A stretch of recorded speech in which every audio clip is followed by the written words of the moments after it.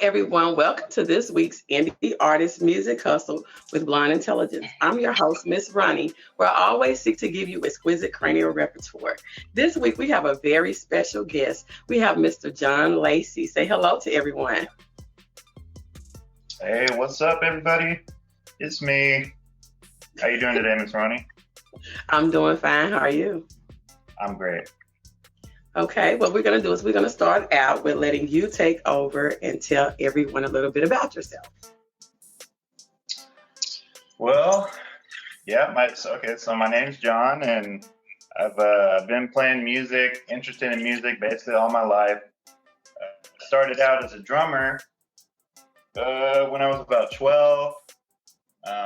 Started drumming under a bunch of different teachers that I had, Chuck Payne, the jazz musician, Paul Laughlin, some other real notable players to me, and basically taught me the ways. And all through middle school, I just really practiced a lot with just drums until I was later. So I played in the church and everything a lot, messed around on the piano as well. But then I got introduced to the MPC and the drum machines and DJ software and stuff that I shied away from at first because I didn't really like all the technology. I don't like things crashing on me. I like just hitting just drums, you know? So I kind of just transitioned into that, started producing, DJing, and I'm a family man, a husband, a dad. Got a lot of hats to wear, you know? Yeah, you're being very modest. Because I have seen you in action. And I told your partner the same thing. I have seen you in action. And as my daddy would say, you ice cold. Hey, thank you very much. So my question is going to start out with, you told me that you started out playing the drums and then you went to the MPC. What is the difference for you between the actual drum and the MPC?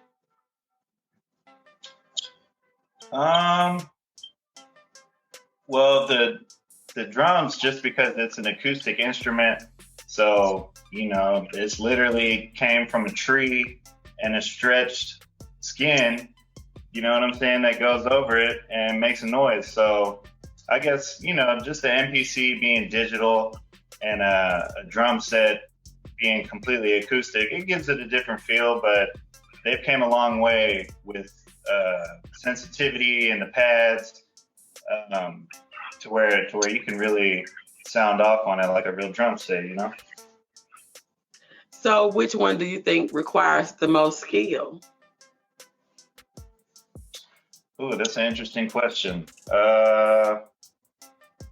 It's different kinds of skills, because that drumming is all really muscle memory, and stuff that you practice and, you get better at the more you practice. With the MPC, if you're talking about just tapping on it like a drum set, I guess you could say that, but the MPC is like its own little brain, so it's like kind of like Photoshop or something like that, where you could do one thing a million different ways. It's a lot more intuitive. It's just a computer, you know what I'm saying? So I would say maybe it takes more natural skill to play a drum set, but it's a different kind of skill, and it might be a little bit more advanced in how to work this MPC, you know what I mean? I'm a drummer 100%, so. I would agree with that, because with a traditional drum set, you're not just using just your hands, you also have to use your feet. So yeah, and you're right about that. A lot of that's overlooked. So tell me, what is your, I would say, procedure that you use when you're making a beat? It just depends how I'm feeling, honestly. I'll start music with just drums first, and then add a melody or a bass line, And sometimes I'll just want to sit down and make a bunch of 8-bar loops of melodies that I create, and then come back another time and maybe put drums over them. So it really does depend how I feel, but being as how I'm such a rhythm-based artist, a lot of the times the rhythm comes first for me. Okay. So, with you being a producer, what would you say is your strongest genre for producing? Because a lot of times producers can produce all type of music. And I had one to tell me that they normally do what a person comes to them and want. But what do you think is your strongest genre for producing? That's tough to say. I think if I put my mind to something and really try to nail it, I could do it. You know what I mean? But maybe just recently, I feel like the sample-based music, chopping samples. So that could really go into hip hop or like, you know, more trapped out kind of stuff. I just found I have a knack for that, for messing with samples actually, and putting my drums over them. So I'd say if I had to give you an answer, probably just anything sample based recently. That's just recently though. What do you think you could do with some rock and roll? Hey, I used to be into heavy metal and all that. Honestly, like I got into a mosh pit and dislocated my kneecap. And after that, like that moment scarred me so much. I was like, you know what? I'm done with all that music, period. So I didn't even, so I ain't really been listening lately, but I used to be up on rock. I used to play rock. I still love Foo Fighters, Red Hot Chili Peppers, you know, all that too. So I have chopped a rock song. Matter of fact, yeah, my friend Josh Taylor wanted me to remix one of his songs, and he's actually a praise and worship artist, but they make like rock music.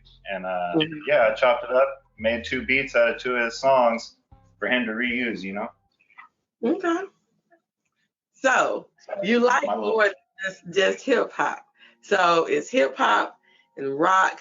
What else do you think would make up the sound of John Lacey?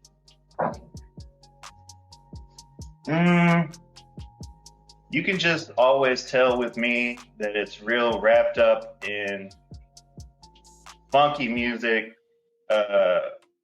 beats that make you want to move, just real rhythm based, you know. I do pride myself in playing the piano and all that, but if I'd have to say like, no matter what style I go to, I'm always putting some extra drums in there to make something move a little different, you know. Do you sing? Do you sing? I will sing on occasion, you know, if I have to. I try not to be scared, you know what I'm saying? Because it's like, hey, only God can judge me, so I'm not really worried about all that. But I'll sing every now and then. Okay. So, of every instrumentalist, dead or alive, which one do you think that you can relate the most to?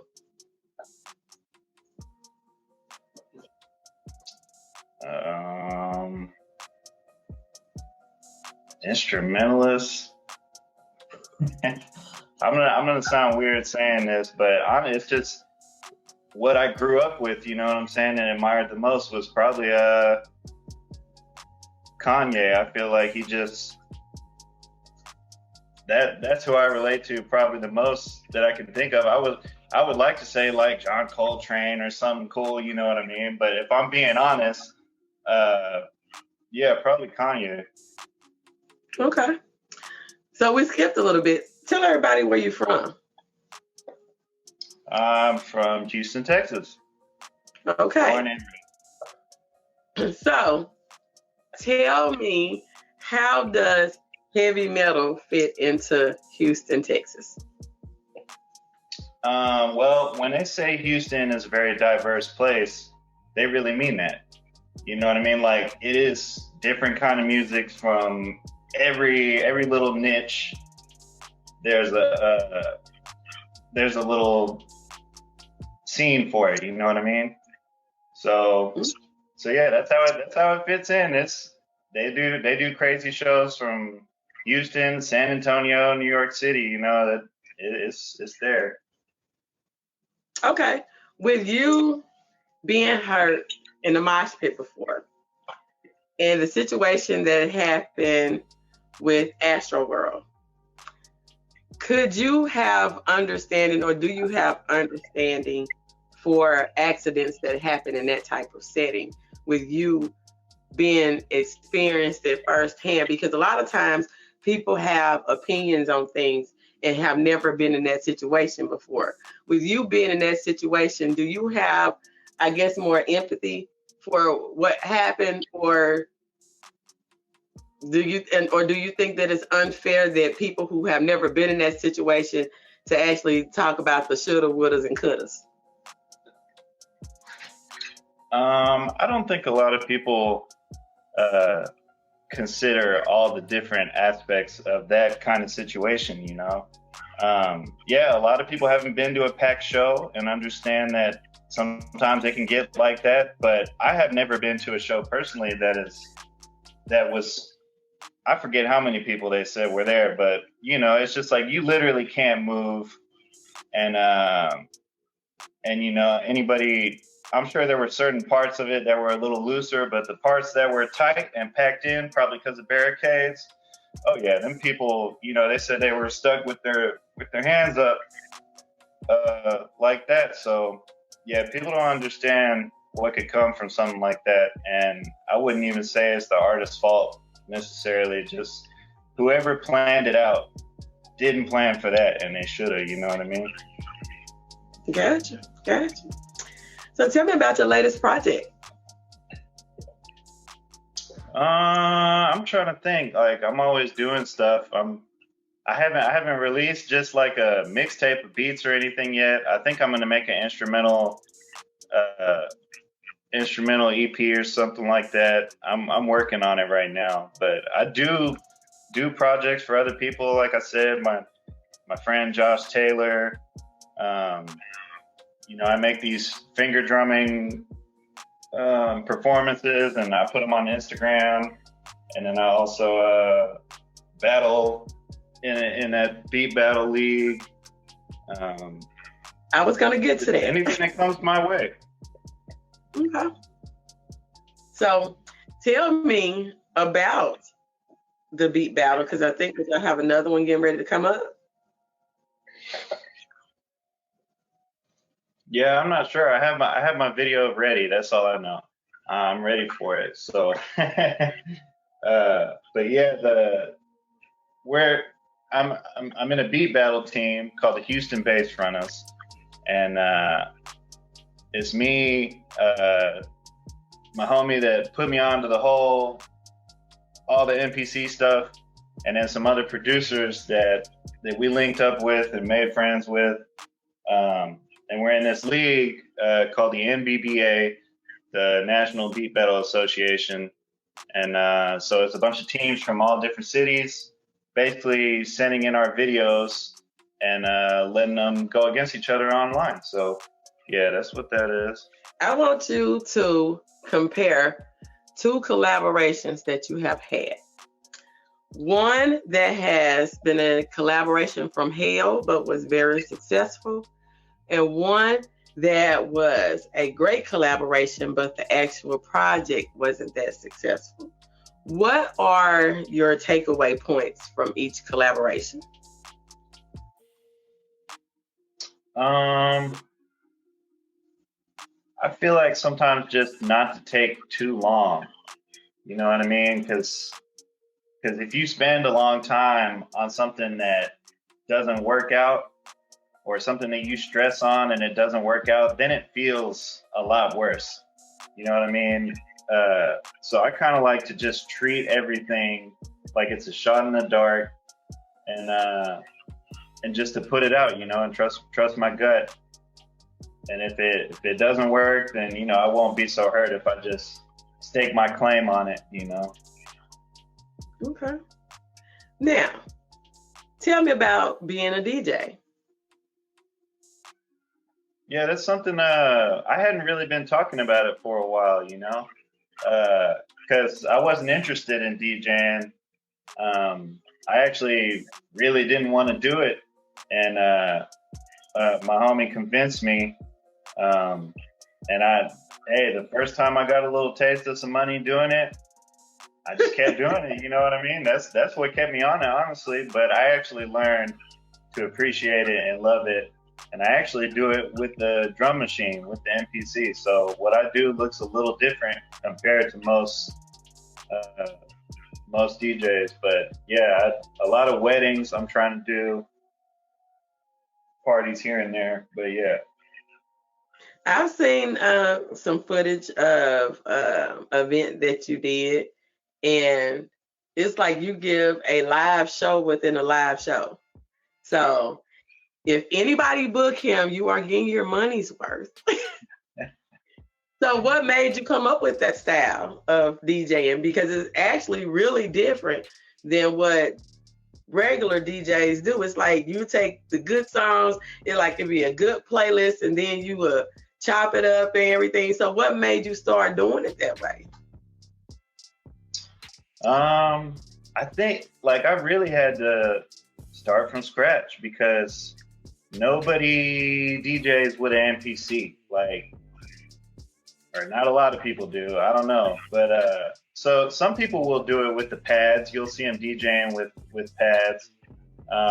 So I kind of took a little from that, but just took it straight to the MPC to where I'm mapping all these little buttons on my MPC to control the DJ software. And as far as performing and why I do it like that or how I began to do it like that, is because that's what I am. You know what I'm saying? I'm just a performer. So that's the easiest thing for me to do is put drums over something. So if all I have to do is have one MPC controlling and DJing, mixing songs together, and then I got another MPC where I'm going crazy on the drums, just having fun, you know? So you had never had any formal education in any of that? In DJing or drumming, you mean? I mean, in any musical aspect at all? Well, I guess these were private teachers that I've worked with, that I mentioned before in the beginning. And I think I took piano lessons when I was a kid or something, but nothing. I never, in school, I never did band. Because hey, they practice till 9 p.m. every day.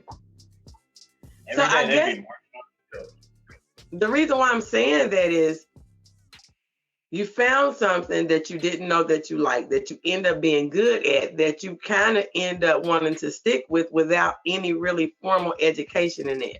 So what advice could you give to, let's just say if you was talking to a group of 13-year-olds, what advice would you be able to give them from your own personal experience?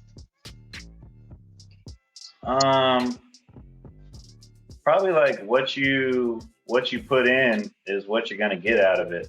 So a lot of what's most important is knowing how to practice well. You know what I'm saying? If you know how to practice good, then the sky is the limit. To where you could implement something simple and do it every day and acquire muscle memory from it and just put the time in, and you'll notice that whatever you work on, whatever you do, you know what I mean? You put a little time in and you'll start to slowly see results, and all you have to do is keep pushing the limit, keep moving every day. Don't slow down. And there was a time in my life where I was able to do that. I can't so much now. But in that time, those early years is a good time to instill practice. Yeah.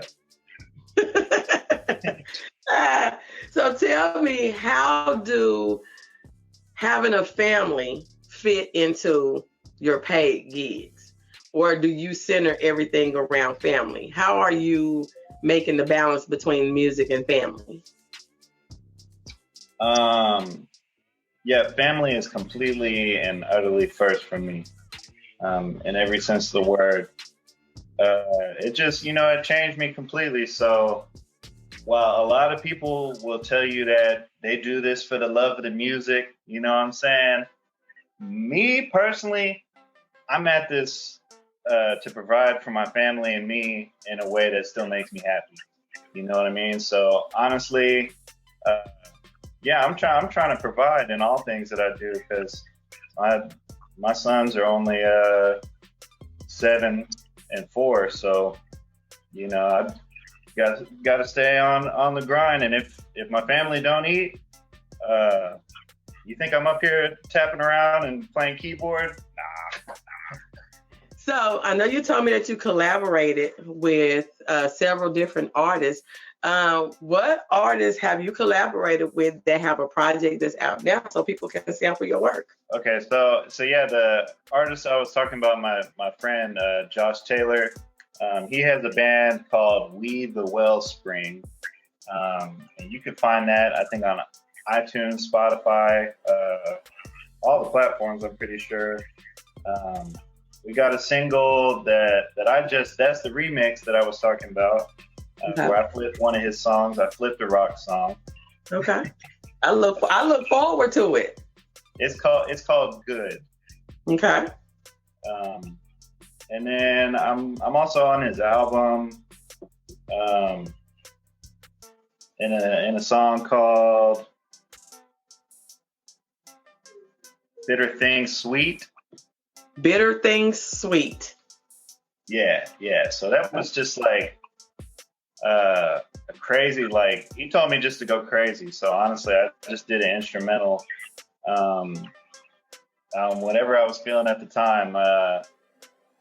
And so like, I don't have so much music out with a bunch of different people right now. Cause honestly, like, I only started producing like 6 years ago or something like that. So I kind of just started a couple of years ago, really making fire and stepping into my lane. So I'm planning on getting it out there, but you know what I mean? A lot of these artists want stuff for free, and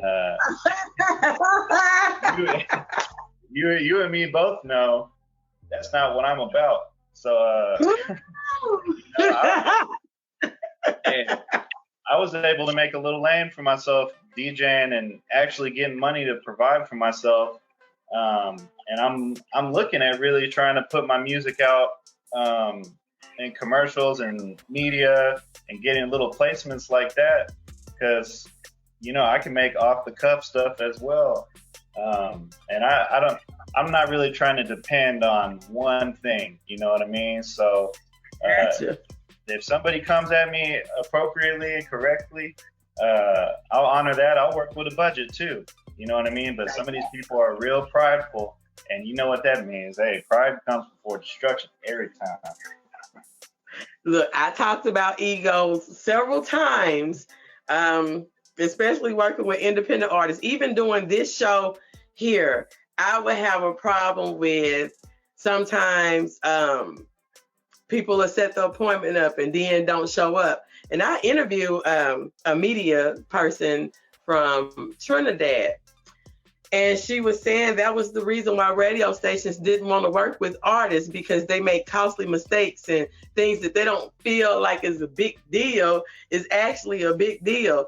Not having a budget to pay for the work that you want done is an issue. Yeah, it's a major issue.